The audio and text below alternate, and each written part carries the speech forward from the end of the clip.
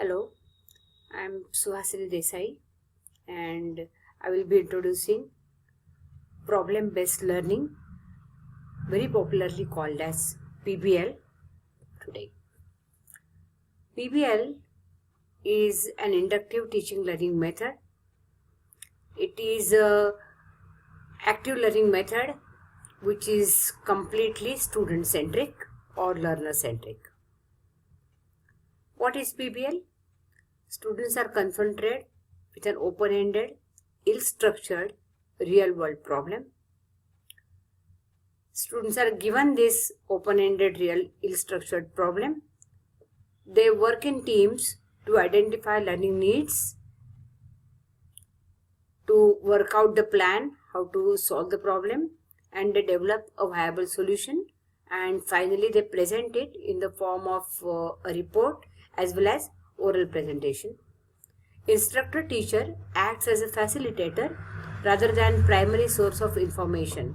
So here teacher is not engaged in conventional teaching process, but he is a facilitator. The very basic question in PBL is, what is the ill-structured problem?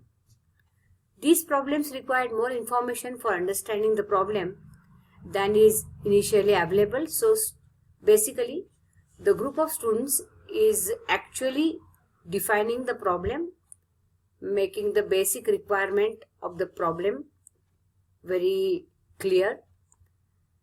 Problem contains multiple solution paths. As any real-world problem, the problem will have multiple solution paths and students will have to explore them and to come to the most viable solution. Problems change as new information is obtained. With new information, the whole approach towards the problem may change. It prevents students from knowing that they have made the right decision. Actually, there is nothing like a right decision, but most viable solution is taken as a final solution. Problems generate interest and controversy, and they cause the learner to ask questions. As this is a self-learning process, throughout the process of PBL problem, students discuss, explore. There are some contradictions or some controversies, so they carry out a lot of discussion over that, and a lot of questions are raised and they are answered by students themselves. Problems are open-ended and complex enough to require collaboration and thinking beyond recall. So students are required to approach the problem collaboratively, and it involves some critical thinking and decision making. So this is the scope of any ill-structured problem, which is a real world problem. We will see the basic PBL design, in which initially the teacher facilitator will select an open-ended, ill-structured and real-world problem from the course. Project activities are designed and they are mapped with the intended learning outcomes. Weekly activities are planned, which students will carry out from week to week. So week to week plan is ready with the teacher. Students form their own groups or teacher is making their groups. Minimum 3 to 4 students are there in one group. Students are given some collaborative work to work initially so that they work together and they get to bind well. Then as a group they will approach the PBL problem. Students are informed about assessment, and the teacher motivates students to work on the real life problem under PBL. This is a basic PBL design which may differ to some extent from course to course and depending upon the nature of the problem. Problem can be from a single topic, from a single course. It can be a single topic, multi-course or multidisciplinary problem, and it may take few days or it may take full semester. So the problem span can vary, its scope can vary, and in most of the cases it will be multidisciplinary. because real world problems are never confined to a single discipline. The facilitator is to facilitate learning by supporting, guiding and monitoring learning process. So here the role of the teacher is totally changed from his conventional teaching to a facilitator. In conventional teaching, he is supposed to deliver some content, some information. He is to pass on some knowledge, content to the students first, and then to make the understanding more clear, he will cover some numericals or some examples based on the topic. Here, first of all, teacher is giving the real world problem to the students, and as they approach the problem, find the solution, he acts as a facilitator. So role of the teacher changes to a great extent in PBL design. Here are some guidelines to the facilitator teacher. Make a plan for students' learning. Do not provide information but discuss probable sources of information. Provide gaps deliberately so that they will have to make choices.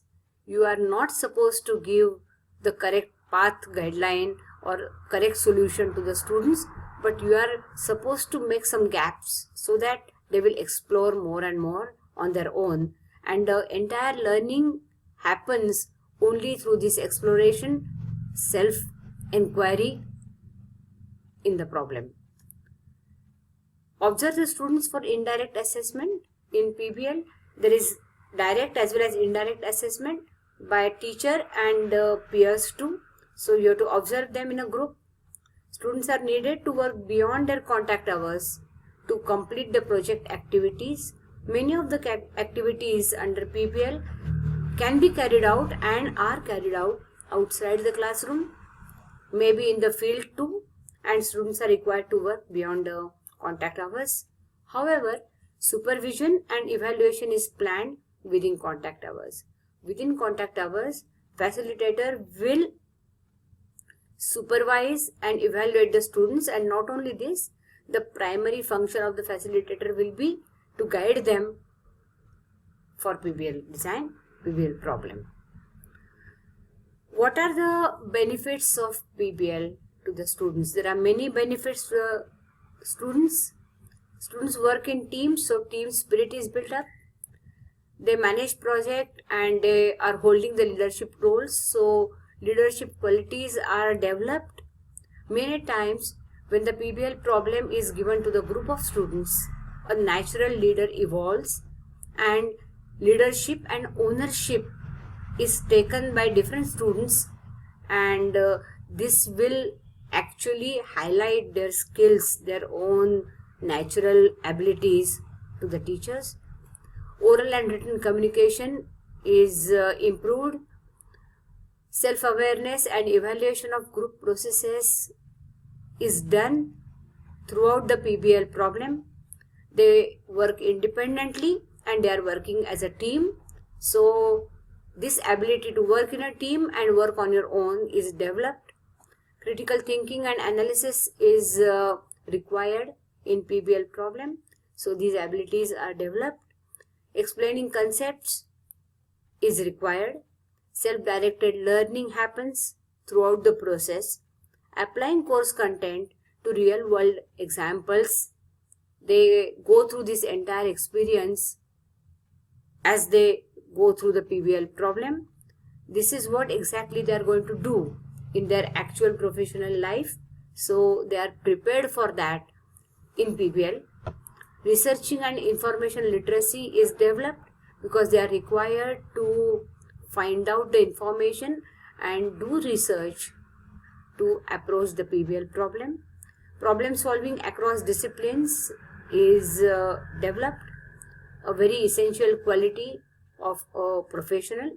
So these are all the benefits to the students as they do the PBL problem, and as these benefits are identified, PBL has become quite popular across the disciplines in teaching learning processes.